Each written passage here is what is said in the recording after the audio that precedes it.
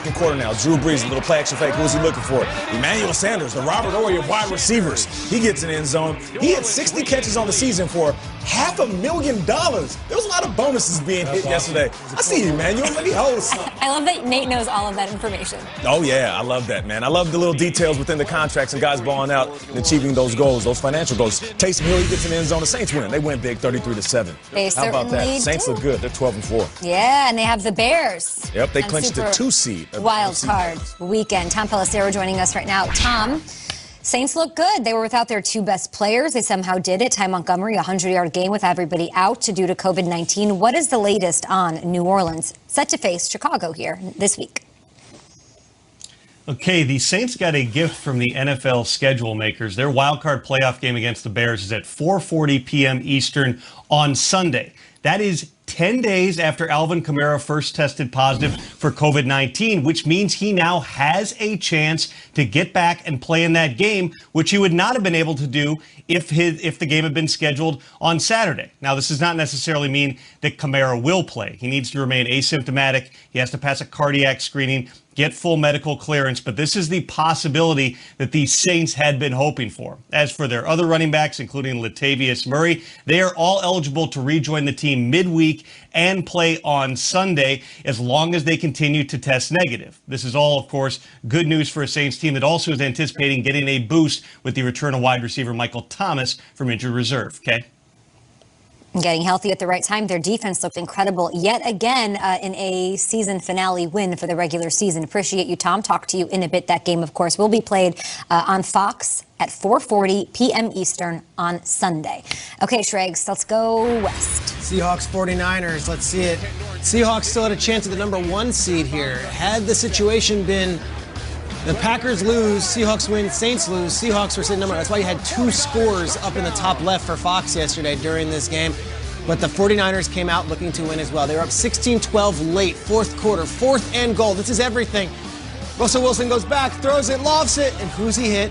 Tyler Lockett, who he's hit so many times before. Touchdown. David Moore would get his contract incentives, and the Seahawks would get a win and finish the season 12-4. They play the Rams in the playoffs next Saturday. 12-4 is pretty good. All right, Mitch Trubisky playing some of the best football of his career. Aaron Rodgers playing some of the best football of anyone's career ever. They're in Soldier Field. There are no fans, but the Packers are down early, 10-7, and then this happens. This is Marquez Valdez-Scantling running away from Danny Trevathan. He got matched up with him one-on-one, and Rodgers just went fish in a barrel, and then he did some elevation. 14-10. Still second quarter. Who's he go to? Daphne, of course. Ladies and gentlemen, please introduce yourself to Dominic Daphne. This is an incredible moment. Indiana State, shout out. A lot of them going on. All right, Trubisky, though, 21-10. Right before halftime, oh, my gosh, that really, really should have been picked. Mitch has had some issues in the red zone throwing interceptions. He kind of forced it to Robinson. They settled for a field goal. They say, don't ever do that again. He's like, I probably will. Don't do it next week. You're going to the playoffs. 4th quarter, 21-16 on a 4th and 1. This call was tough. They had gotten a bunch of them in this game, 4th and short, almost all by quarterback sneak. Then they rolled them out. It gets knocked down. They turned the ball over on downs, and it felt like the game was over there. It really did, because then you get the Aaron Jones, sort of a walk-in up the middle. And then he pulls out his Green Bay logo, which I thought was very team-oriented. It's cool. He's got a pendant, not his number or anything like that. Contract situation, Kyle. He's showing I'm team guy. Is that what it is, Peter? Interesting. Maybe he says, I want to buy a new one of these. Adrian Amos used to be a Chicago Bear. He's now a Packer. Intercepts Trubisky. They're down 12. And then just in case you needed more, if you just didn't have quite enough Devontae Adams, first these gentlemen are going to dance. They're kind of the opening band. And then just why not? Let's finish the regular season like this. A ho-hum perfunctory slant touchdown in which he gets crowns and gets the dust brushed off. And Rodgers 18 says, touchdowns for him this year? 18. Guess what? Unless somebody beats the Packers, they're going to have to go to Lambeau to do it. All NFC playoff games will go through the frozen tundra of Lambeau Field, 35-16. It was not close. And afterwards, Rodgers said what a great season it's been and called out someone in the Green Bay Packers organization for their dance moves. This is a special season. This will always be a special season for me. Usually, the older you get, I think anybody over 30 can appreciate, especially the dads in the room and the moms. But the emotions, the perspective changes a little bit. I think you're a little, each moment is a little more special, and but a lot of hugs and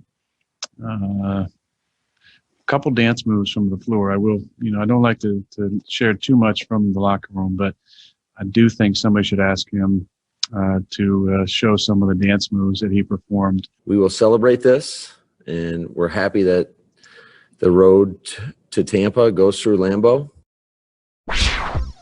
Jamal Williams told me that Mr. Aaron Rodgers has some sneaky good dance moves in that locker room. We'll see if they're dancing as they have locked up home field advantage throughout the 1 seed in the NFC belongs to Green Bay, and that's huge. You hear what LaFleur just said. Nate, when I spoke to Aaron Rodgers, he sort of manifested this home. He's like, I want Lambeau. Usually I feel like hear a quarterback saying, we'll do what we need to do. Wherever we have to play, we'll go. He spoke a lot about what playing at Lambeau would mean to him. How big of an advantage is this for the Packers? It's huge. Every quarterback that I played with always wanted to play at home if they could choose. So I hear him on that. Just not being able to travel, being able to wake up in your own bed and knowing that you can go to somewhere that's familiar. You don't have to hop on a plane, go sit in a hotel, eat a different meal. That's an advantage in itself. I know we're in a unique year where fans are in some stadiums and they're not in others, but Aaron Rodgers has been unbelievable. And for a team to have to come in and play these guys, now they have to jump out of their routine in order to get back in their bag. And as far as them being the clear-cut favorites or have a clear-cut advantage, I don't think that's it. I don't think there's any clear-cut team that is going to be my favorite to win in any conference. But I do think that the only clear-cut thing about the NFL is that he's our MVP. He started from week 1 all the way up until now and proved to be the best player in all of football.